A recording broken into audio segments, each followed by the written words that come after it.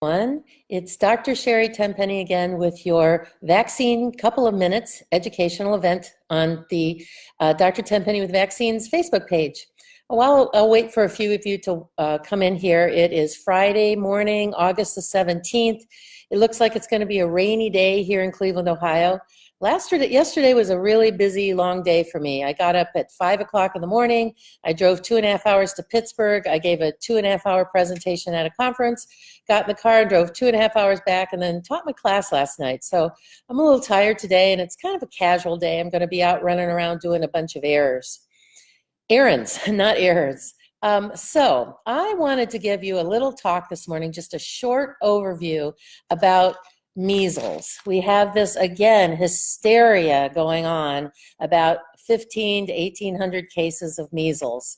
And I think it just truly is hysteria, because measles is a virus. And the symptoms usually develop between 10 to 12 days after exposure. It is highly contagious. Someone who has measles can readily spread it to others through droplet contamination, which means through speaking, coughing, sneezing, wiping their runny nose, and other people getting it on other people and spreading it from that direction.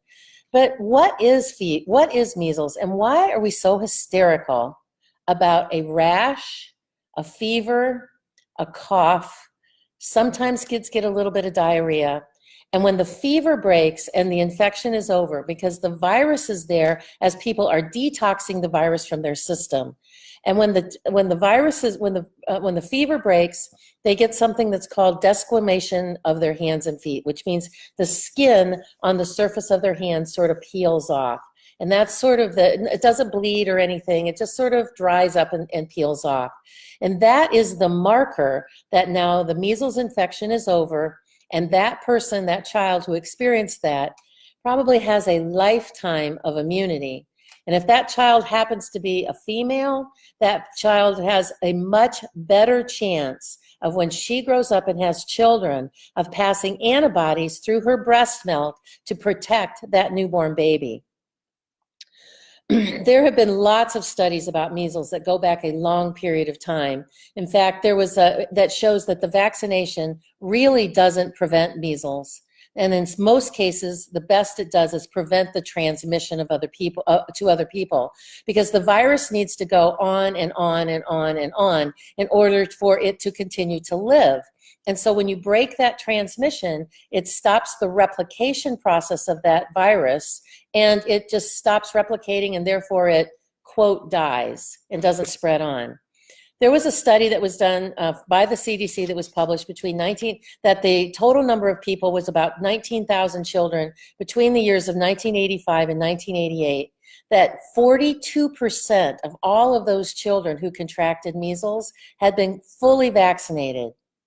42% had been vaccinated, and they got the measles anyways. And it was about that time that they decided, well, if one vaccine isn't doing it, we're going to add a second vaccine to the schedule. And so instead of your child getting an MMR vaccine just at 1 year, they will now give a second one at 5 years. And just recently, ACEP has now approved a third measles vaccine in the event of an outbreak. Now, here's the kicker. Measles outbreaks occur every 2 to 3 years, irrespective of vaccination rates. It's the life cycle of the measles. And what the studies have shown over the years, and they've done a lot of epidemiological things to try to smash down measles and make it to go away, that they feel like you would have to have a 100% vaccination rate in a closed society, which means that the people stay in a very confined area, that all the people that are vaccinated, they don't travel, they don't go to other cities, there's no interaction between any other groups of people. So in order to completely eradicate measles, it has to be a nearly 100% vaccination rate within a closed community over a period of time. And since that's not realistic, and it just isn't ever going to happen, we are going to see these measles outbreaks every 2 to 3 years, irrespective of vaccination rates. The same thing happens with pertussis. Pertussis has a life cycle of about 2 to 5 years, and we will see pertussis outbreaks every 2 to 5 years, irrespective of vaccination rates. I want to read you one other thing about measles, which is a little disconcerting, and why I think it is so important for people who to understand that measles is an important infection to the human body. Actually, measles is considered to be a co-symbiont, which means that, let me move the right thing around here, hold on a second.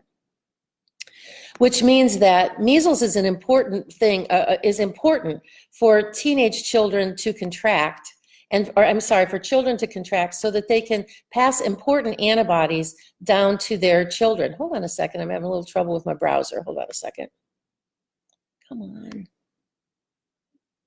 Go over here. Okay. So I want to read you this. This comes from the Journal of Tropical Dermatology, the second edition.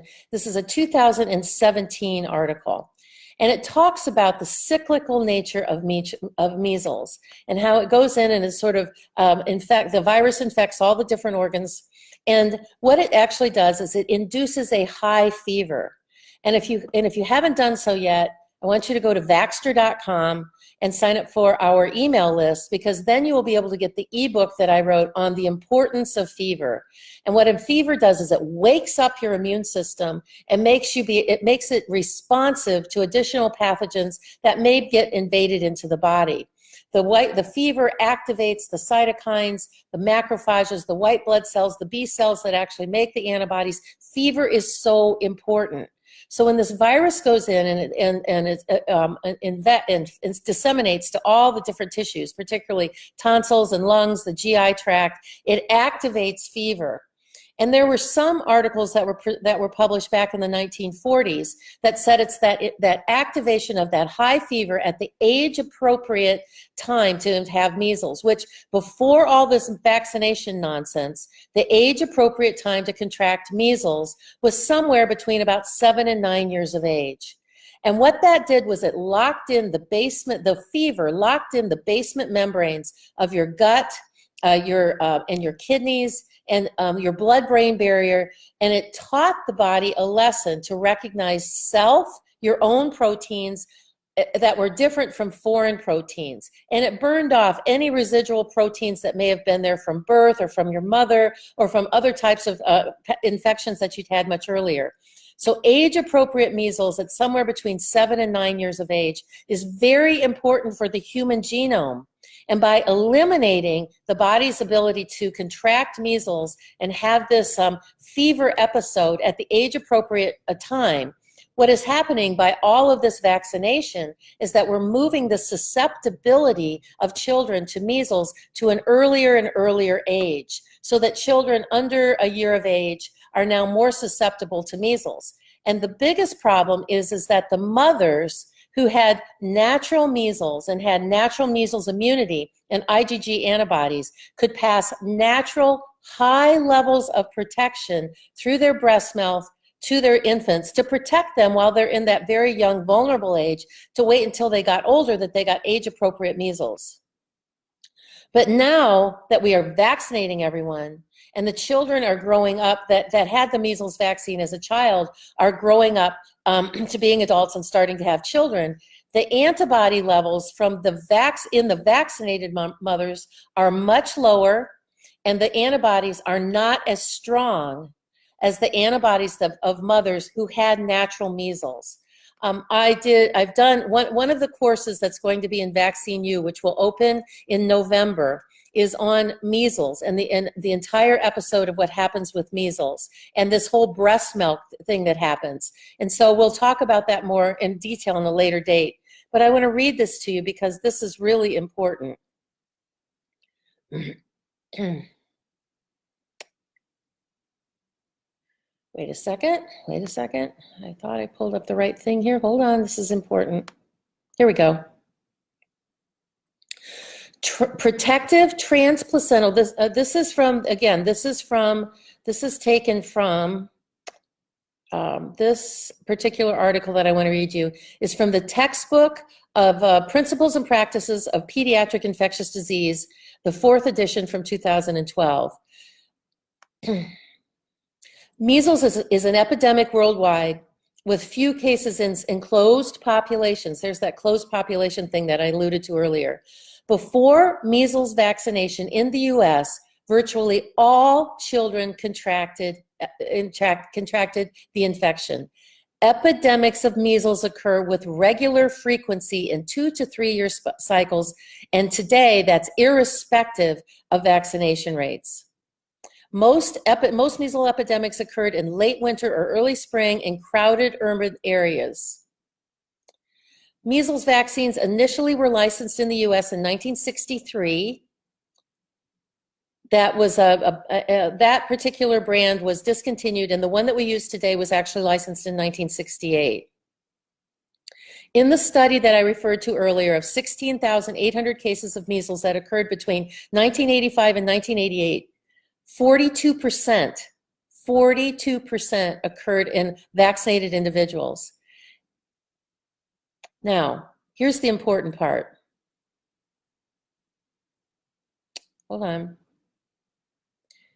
Infants and young children are most susceptible during cyclical outbreaks, but protective transplacental immunity, meaning the ability of measles antibodies that when the mother had natural immunity or when she had a measles vaccine when she was younger, but this says protective transplacental immunity to measles is conferred to infants whose mothers have either had measles or had a measles vaccine. However, measles antibody titers are much higher after a natural infection, and infants' mothers who had the measles infection have maternally derived passive measles antibodies for longer periods of times than mothers who received the measles vaccine. And this is the key. Over time, more infants will be susceptible to measles infection at younger ages because women born after 1963 have universally been vaccinated, and that portion of the population will continue to grow and give birth. So we have messed once again with Mother Nature. We have eliminated a virus because we think that it's so deadly, and we have no appreciation for how important measles infections are to children having them at an age-appropriate age and then being able to pass that on in breast milk and across the placenta as they get older and start to have children. This all came from a concept in the 1960s called eradicationism, when they decided that perhaps we could eliminate smallpox with a vaccine, and perhaps we can eliminate polio. Then therefore, if we just vaccinate, perhaps we can eliminate everything. And it's a concept that the Public Health Department and the World Health Organization has adopted. It's called eradicationism. And I want you to start looking that up and start thinking about that. In fact, in our boot camp course, which is going on right now, we had our class discussion last night, and we went into detailed discussion about eradicationism and the problems that this is causing for nature and for the human genome. So I don't want you to be hysterical and buy into all the fear mongering about, this horrible thing that all these children are having measles. Because when this little cyclical epidemic is over and they go back and they retroactively analyze the data, you can bet your bottom dollar that most of those children have had at least one, if not two, MMR vaccines. It's the same thing that's happened in past pertussis outbreaks. It's the same thing that happened back in the Des Moines mumps outbreak a few years ago, that they found that something like 87% had at least one vaccine, and something like 26% had at least two vaccines. Don't hold me to those exact numbers, but they were very high, had at least one, if not two. So measles is a fever, a cough, a rash.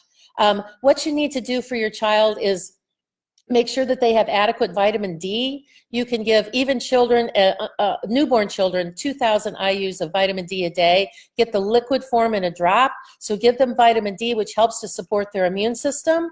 And if you've got access to vitamin A, you can put one drop in either a bottle. If it's an infant that's taking a bottle, put 2 drops, which is 10,000 IUs in their formula. If you're doing it with breast milk, you can maybe squirt out a little breast milk and do a tiny little drop. They need some additional vitamin vitamin A. If your children are older, if your children are, say, 2 years of age and older, you can take a vitamin A drop and you put 10 to 20,000 units in a little juice glass of either some milk or some juice or some water. You can get the vitamin A drops. They come usually at 5,000 IUs per drop. So that means 4 drops that you can put 20,000 IUs in for children about 2 to 5 years of age. And you do that daily for about 3 to 5 days. If your children don't have measles, both of those things will help prevent them from contracting it. Or if they do contract it, it will probably be milder. You know, years ago, the World Health Organization used to do campaigns of measles vaccination in third world countries. And 2 to 3 weeks before they did the campaign with the vaccines, they would do a campaign to give all of these children liquid vitamin A drops, somewhere between 5 and 20,000 IUs. That would keep them from developing a serious side effect from the MMR vaccine. And if they did contract measles, it would make it be a much milder case. If your children are older, I will say like, maybe 7 or 8 or older, all the way up into their teens, we usually recommend 100,000 units of vitamin A. That's not an error. 100,000 units of vitamin A for 3 days and stop. You can do that in divided doses. Again, if you have a vitamin A drop that's 5,000 IUs per drop, that's 20 drops. In liquid, like you don't want to put it underneath the tongue because it's usually concentrated and it can burn. So you want to put it in a little water, maybe a little juice, and spread it out over the course of the day for 3 days, 100,000 IUs per day for 3 days and stop. That saturates the tissues, saturates the liver and the kidneys, boosts up your immune system. The same thing if your child is, say, 7 or 8 years of age or older and they get sick, you can do 100,000 units of vitamin D per 3 days and stop. That really saturates the tissues. That gets all that good fat-soluble vitamins into the tissues. And both of those will do a little bit better if you take them with a little bit of food, something that's fatty, like a piece of meat or a piece of cheese or some butter or some ghee, something that will help you absorb those 2 fat-soluble vitamins. So what did we just discuss here? In summary, what did we talk about today? First of all, don't be terrorized about the measles. Don't be terrorized about the propaganda machine of the arm of the pharmaceutical industry called the mainstream media and whatever you're reading about the hysteria that of all these children are going to die. They're not. In fact, the vast majority of children will recover uneventfully and have a lifetime of immunity. Now, may there be 1 or 2 deaths? When there's any type of infection, yes, there could be. But are there deaths associated with the vaccine? Yes, they are. So the important part is health is from the inside out. What can you do to strengthen the health from food and nutrition and supplements on the inside of your child to keep them healthy and keep you healthy rather than pounding them from the outside with synthetic stuff and garbage coming through a vial in a vaccine? So don't be afraid of measles. It's a fever, a cough, a rash. If your child gets a high fever, you do things for comfort. Don't run for the Tylenol. The Tylenol will shut down the body's ability to make glutathione and help them to wage the war to navigate through this infection. Make them comfortable. Make sure they get plenty of water to drink. If it's a child, take ice cubes, put them in a cloth, take a hammer to them and break them into little tiny pieces, and every little piece of ice cube helps. You need to make sure that they're hydrated. So the hydration is important. Cool baths, keeping them comfortable, keeping their fever down around 102. It's not going to be a serious thing. So don't be afraid of measles. Support them with vitamin D and vitamin A. We talked about the doses a couple of minutes ago. You can go back and listen to that. Know that if your child contracts measles, it's a good thing. They're going to have a lifetime of immunity. Just keep them comfortable during the time of the 7 to 10 days that they're fighting off of this infection. Now, your calls to action today may be to go back through this video and listen to those doses that we talked about. Like and share this everywhere. We want everybody to not be hysterical about measles. If you haven't done so already, go to Vaxxter.com, VAXXTER.com, sign up for our email list, and we will email you the 3 ebooks that I've written. One is Challenging the Vaccine Dogma, The second one is about the MMR vaccine, which is really timely to this discussion. And the third one, the third ebook is the importance of fever. You need to know how important fever is and how to manage that fever in your child. And the last call of action for today is, if you haven't done so already, please go to masteringvaccineinfo.com, masteringvaccineinfo.com. Get on our waiting list for our next course, because you won't want to miss it. When we dig through safety and efficacy and smallpox and polio, and we talk about eradicationism, and we talk about herd immunity and the schedules and how to read a package insert, and then we do language training to teach you how to communicate this to family and friends without heat and without losing respect, and to make it be a really good thing in your life. So go to masteringvaccineinfo.com and join our list. Open enrollment for the next course will be January the 26th. And then the course will actually occur between February 4th and March the 28th. We hope to see you there. We hope that this gave you guys some good information about all this mass hysteria again. Remember, measles comes through, cycles through every 2 to 3 years, irrespective of vaccination rates. So I love every one of you here. I so appreciate you hopping in this morning. This was a little bit longer than usual, but I think it's important. If you have specific questions, write them below. More comments below. The more comments that you guys put below, the more this will viral out, and Facebook will get us out of Facebook jail and start showing more of our articles. Like and share it everywhere. That helps to expand our reach. And if you've got specific questions about other things, put them down here, and later today, probably this evening, I will roll back through and answer as many questions as I can. So be sure to check back. So have a great weekend, you guys. I love you very much. I appreciate all of your support and everything you're doing. We appreciate your prayers of support and protection, and we love you so much. Have a great weekend, and we'll see you again here on Monday. Take care. Ciao.